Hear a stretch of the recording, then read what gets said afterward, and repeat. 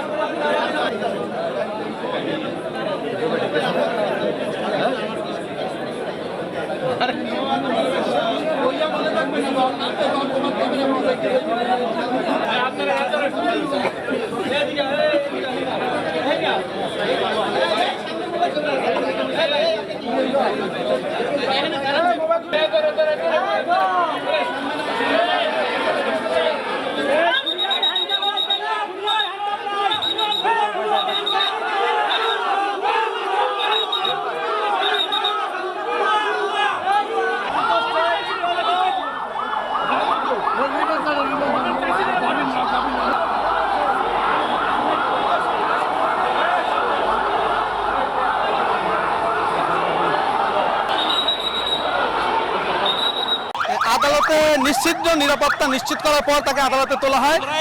আদালত শেষ করে পরবর্তীতে তাকে আবার প্রিজন ভ্যানে করেই আসলে কারাগারে নিয়ে যাওয়া হলো। আমরা সেই দৃশ্যটি আপনার দেখানোর চেষ্টা করছি। সেনাবাহিনীর প্রোটোকল রয়েছে, পুলিশ সদস্যদের, আইনশৃঙ্খলা বাহিনীর প্রোটোকল দিয়ে কিন্তু সাবেক যিনি বরিশাল সদর আসনের সাংসদ জাহিদ ফারুক শামীম তাকে কিন্তু আসলে কারা হেফাজতে নেওয়া হলো। আমরা এখন পর্যন্ত আসলে আদালতের রায়টি জানতে পারিনি যে আসলে কি ঘটেছে, তবে আমরা আপনাদেরকে জানানোর চেষ্টা করব যে আসলে আদালত আসলে কি রায় দিল সেই বিষয়টি। আপনারা দেখতে পাচ্ছেন, আপনারা কিন্তু জানেন যে দিনভর কিন্তু যেই উত্তেজনা আদালত পাড়ায় সেটি কিন্তু চলেছে।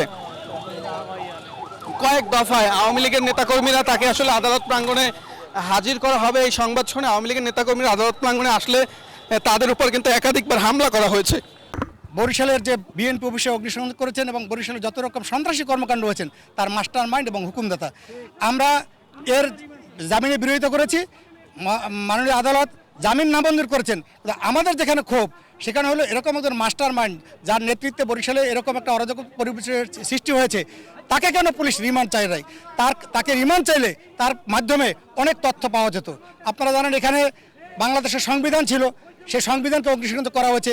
জাতীয় পতাকা ছিল, সেই জাতীয় পতাকাকে তারা অগ্নিসংযোগ করেছে এবং যেভাবে তারা অগ্নিসংযোগ করেছে তাদের এখানে বিস্ফোরক দ্রব্য ছিল, তাদের হাতে আগ্নেয়াস্ত্র থাকতে পারে। আমাদের এই সকল কিছুর উদ্ঘাটনের জন্য আমরা ভেবেছিলাম পুলিশ প্রশাসন তাদেরকে রিমান্ডে নিয়ে এ তথ্য উদ্ঘাটন করবে। অত্যন্ত দুঃখের বিষয়, ষড়যন্ত্রের মাধ্যমে আজকে তাকে কোনো রিমান্ড চাওয়া হয় নাই।